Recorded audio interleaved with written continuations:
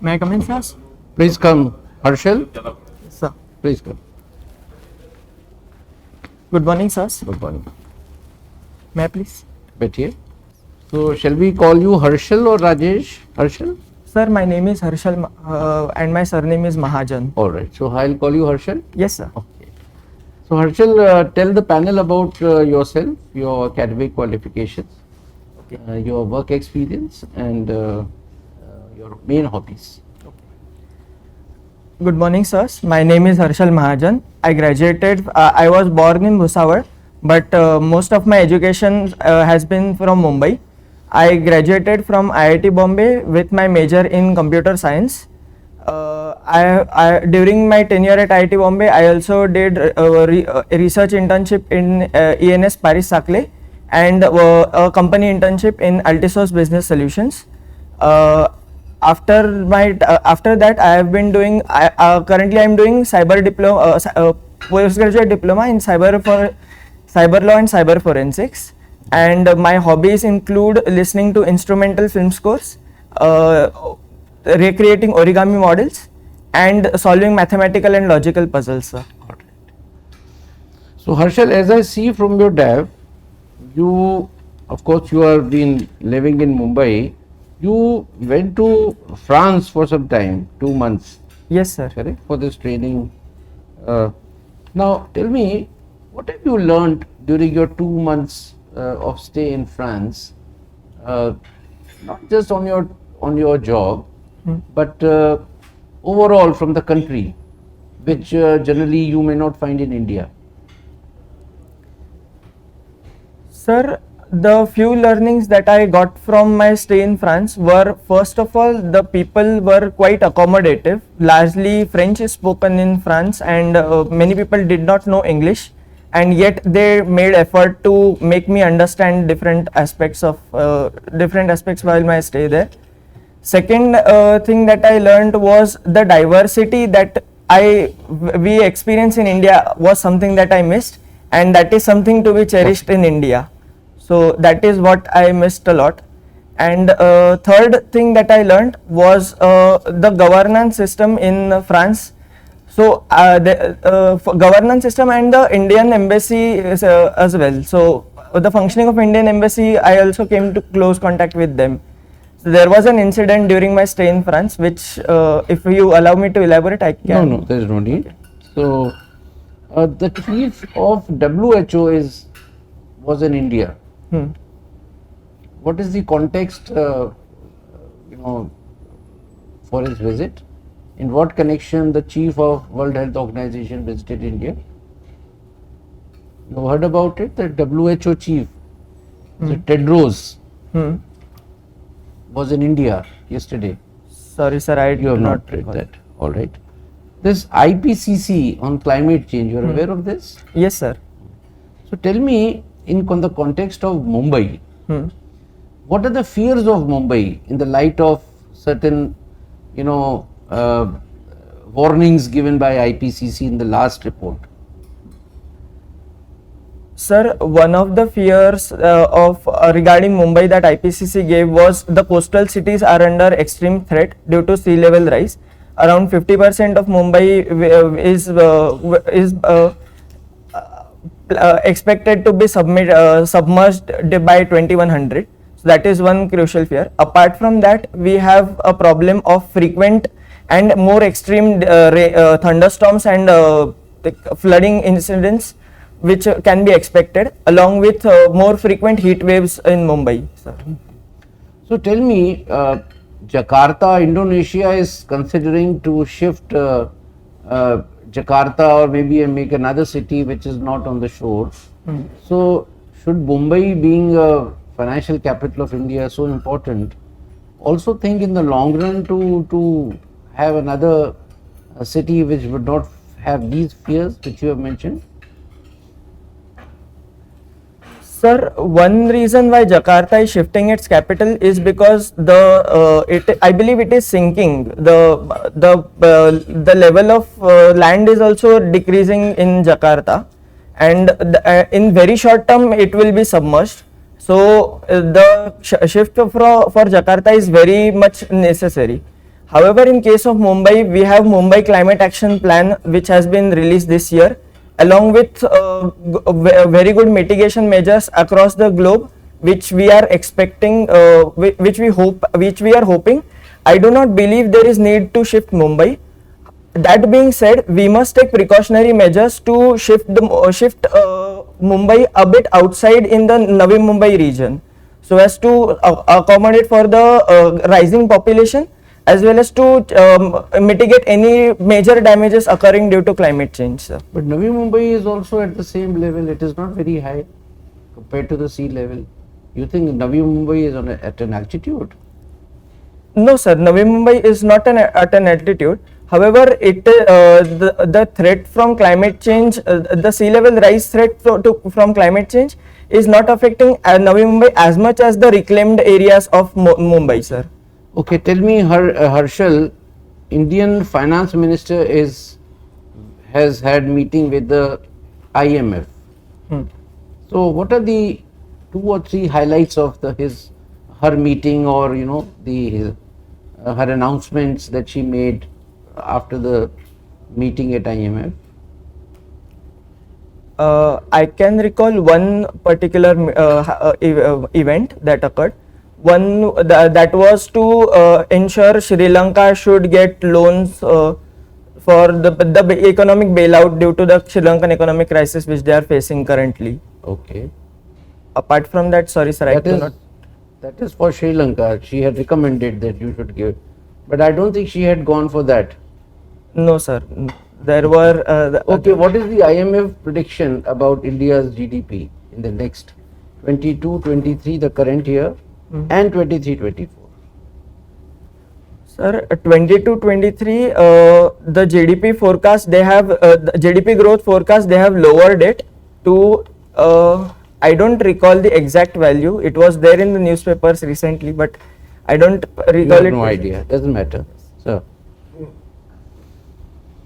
you spoke a lot about your French interaction in France, as the chairman asked you.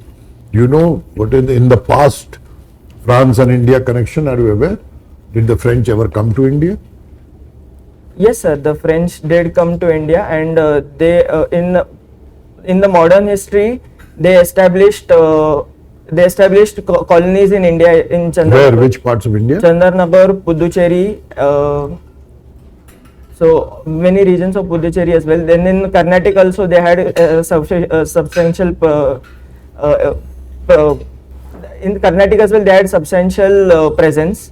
Okay. And before that as well there were many French visitors like Tavernier or Bernier who came to India. Now tell me, I'll ask you some questions on current affairs. You are aware about Jahangir Puri? Yes, sir. About the violence that occurred over. Did you follow? There was a bulldozer action. Yes, sir. I the did. day before. So it is said in the press that the Supreme Court had ordered status quo to be maintained. But it is alleged that despite that, for 2 hours the demolition kept on going. Can you enlighten us? What action can be taken by the Supreme Court against those who did not follow Supreme Court's orders, directives? Supreme Court is the highest court. It said you stop. Still they are not stopped. What is your thought on that? Sir, the Supreme Court can order, penalize the errant officers for contempt of the court. Apart from that, they can direct the government to cease and desist any further actions in compliance to their orders. You think so? Okay. Which VIP is visiting India today? Foreign VIP. Sir, Right Honorable Boris Johnson is visiting India today. What is his highlights of his visit? What all do you think he's going to discuss or talk? Sir, one crucial discussions on the table is the UK-India FTA, Free Trade Agreement. Apart from that, I believe they will also discuss various security and defense agreements to be signed, and apart from that, nearly $1 billion deals are to be on the table right now regarding security. Between England and India. Yes, sir. Sure. Tell me, have you done any informal study? You are an IITian, an IIT Bombay.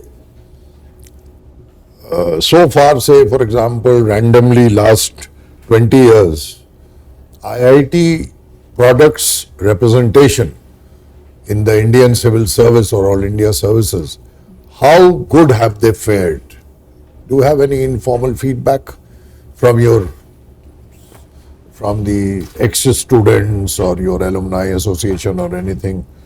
Or whether they regret having joined the IAS and they think that had they remained in the engineering community, they would have contributed more. Any idea?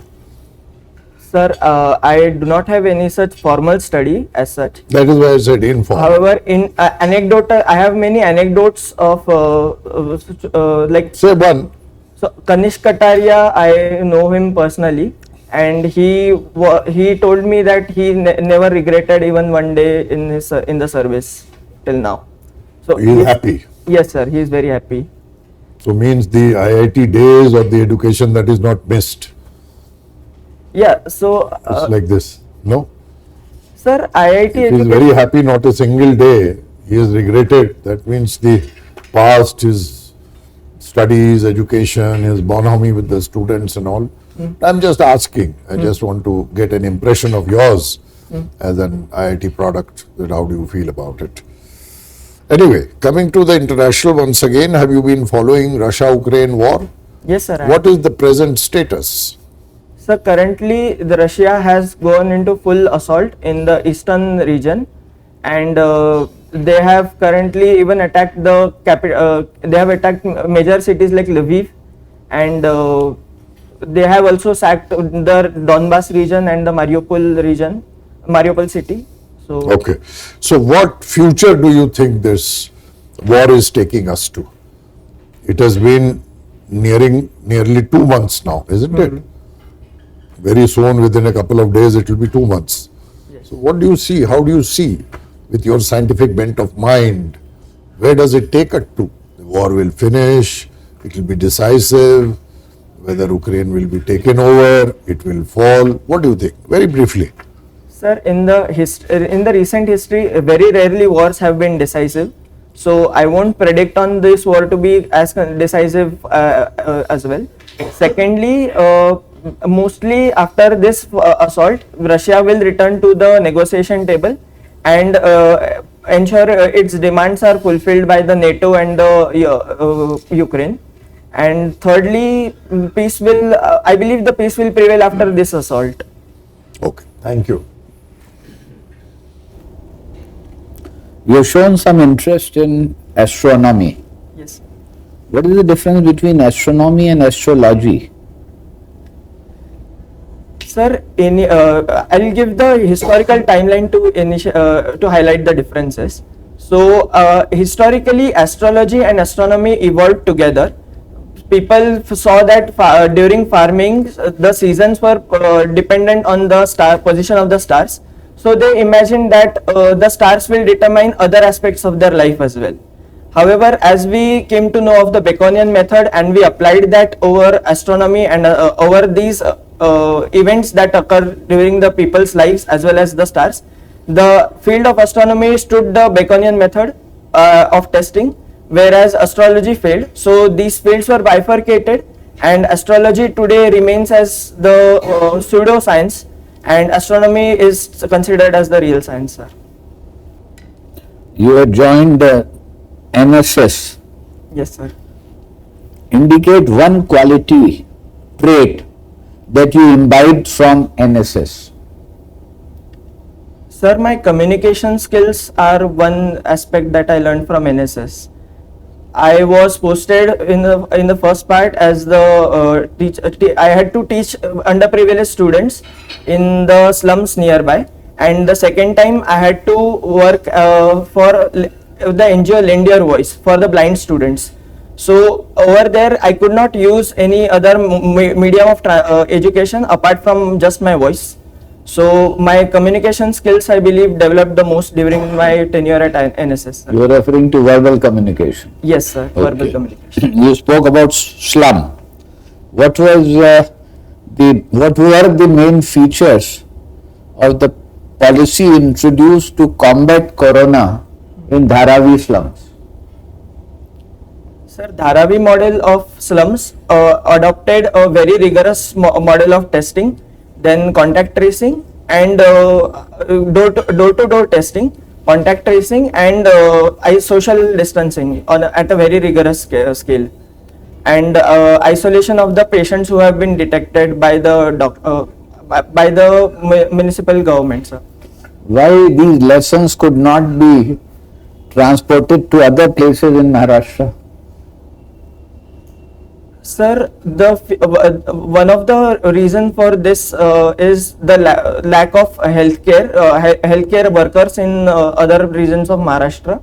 So apart from that, there were very rigid rules which were set, and compliance to these rules was very properly enforced in Dharavi, something that could not be applied in the rest of Maharashtra. So these.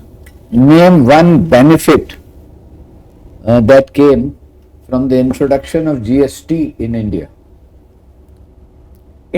Integration of the entire Indian market, sir, I would say.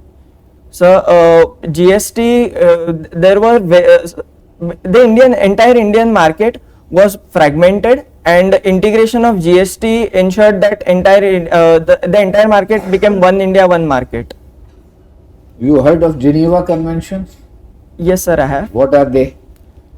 Sir, the Geneva Conventions are regarding the treatment of different kinds of people during wars. Such as, what are these different kinds? So, prisoners, there is one convention for prisoners of war, there is one convention for civilians, there is one more convention for the rules to be followed in for healthcare workers or the Red Cross workers. There was some dispute relating to one of the Indian missiles misfired recently. What was that incident? Sir, an unknown missile from Indian defense was allegedly fired into the Pakistani province, and it did not do any damage per se it did not have any physical toll. However, this was acknowledged by the defense ministry, and Pakistan has asked for action to be taken in this regard. Okay. My last question, who was Dada Phalke? Dada Phalke is he's a pioneer of Indian film industry, sir. He directed the first film Raja Harishchandra, and he started the Indian film industry during that time. What was he? An actor, music director, singer, what? Sir, he directed, he also acted in this, I don't think he acted in the Raja Harishchandra film, but he was the director for Raja Harishchandra film, sir. And he later on in his Sati Savitri film, he also acted in this film. Okay, thank you. I was looking at your CV, and if there is one word that comes repeatedly, that's logic, right? Yes, sir. You have also been teaching assistant for this logic for computer sciences. Yes, sir. Have you heard the name of Panini? Panini, yes, sir. He is a Sanskrit grammarian of ancient India, sir. He reduced the laws for Sanskrit language, which are very based on the logic and the computer science way of thinking, to be precise. Can you tell us more about it as to what are the points where the inherent logic of Sanskrit grammar helps you as a computer programmer? So, computer program is basically a modular way where small snippets of code can be clubbed together to form huge algorithms. Panini devised a similar system. He added sandhi, he created rules of sandhis, he created rules of grammar, and where words can be clubbed together to form a larger array of words. and basically he created an entire grammar which is modular in nature for Sanskrit. Okay, but talking of Sanskrit in general as a language, why do you think its appropriateness for computer sciences being spoken of, in contrast to several other languages that we speak or that are even more popular? What accounts for the appropriateness of Sanskrit as a language for computers? Sir, as I pointed out, the modular nature for Sanskrit is very necessary for computer science. Second aspect is the Can you just elaborate this modular nature of Sanskrit language, like to a lay person? yes. Explain this. So I shall do this with the example, and the example is my surname itself. So Mahajan is a sandhi. It is Mahat plus Jan, and when you add these together, it becomes Mahajan. So sandhis like this enable Sanskrit to form different words with different meanings, and in similar way in computer science, when you add Different words with different meanings. so to make meanings more enriching, I would say. Sorry. Okay. And so similar way in computer science, if you add if-else statement and then a for statement, so clubbing this would create an algorithmic way of writing a code. Do you know of any language where you change the sequence of the words in a sentence and still the meaning remains the same? That's why I interjected you. Sanskrit has that particular phenomenon as well. So you can change the ordering of the sentence, ordering of the words in the sentence, and the meaning still remains the same. That is also one aspect of modular nature of Sanskrit. Yes. Yes. Okay. And what is this origami models that you supposedly worked on? So origami is a Japanese word which is oru plus kami. Oru means folding, kami means paper. So basically, the origami grandmasters have given various designs. I utilize those design. I recreate those models from the designs that they have given, sir. Okay. And you also have informed us that you are interested in listening to instrumental film scores. Yes, sir. Why not voice? Why only instrumental? Sir, I'll give you the similar example with the abstract paintings that we have behind. So, having a painting like this, it is open to interpretation of. So, it is given the complete open interpretation to the person who sees this. Where similar thing is in instrumental music. It is basically a semi-blank canvas. Whereas in vocal music, the person who sings, they fill it with words and the meaning of the words to create the emotions. Instrumental music uses just the power of music to invoke the emotions in the person, sir. Okay, so you think that music is more about evoking emotions? Yes, sir. And do you also believe that music also has a grammar? Yes, sir. Music has a grammar. It has a proper sequence. And for example, if you allow me to hum a bit right now. No, please do, sir. Can we? Yes. So instrumental. So suppose we have a song which has dum dum dum. So that shows that there is an anxiety which is going on, and the tempo at which the song the beats are played, that indicate different that can convey different levels of mood, sir. So the key at which the song is played and the tempo which at which it is played convey can invoke different emotions. So that forms the grammar for music. Okay. While answering one of the questions by our panel, you invoked the name of Bacon. Yes, sir. Right? And did not care to talk about Aryabhat or maybe Brahmagupta, right? They have had a significant contribution in astronomy, Yes, sir. which can even account for some paradigm change. So, are you aware of what Aryabhat and Brahmagupta did to our awareness about astronomy?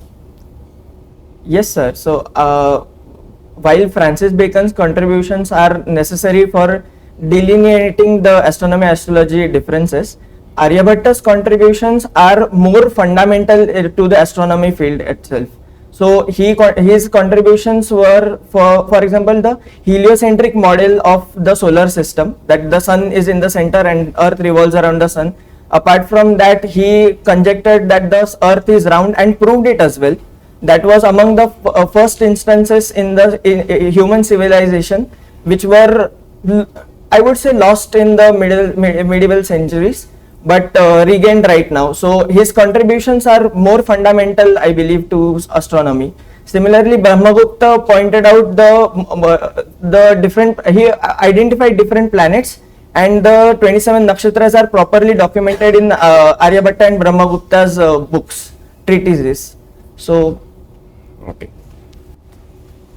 So Harshal, the last question that I would like to ask would be from the topic that you will choose. okay. Sir, I would say we haven't had significant amount of discussion on cyber security and cryptography. That is one subject which I have done in my graduation as well. So I would prefer a question on that, sir. On crypto Cyber, or cyber security, sir. Sir. So in the 2+2 dialogue as an outcome, there was some discussions between India and US on cyber security. Now why does India need US's help? Sir, India has a really budding IT sector, and our 60% of our PCs are vulnerable to cyber attacks. Apart from that, our cyber security infrastructure is largely protected and Pakistan centric. However, we are currently facing attacks from China, something that USA has anticipated and has been working on since long time. So cooperation on these grounds is very necessary. Second aspect is there are many cybersecurity experts and antivirus experts in USA who are eager to collaborate with India and improving India's cybersecurity network. And thirdly, with the advent of IoT and artificial intelligence, I believe that cybersecurity is the next logical step to protect, especially given that internet is penetrating our everyday lives today.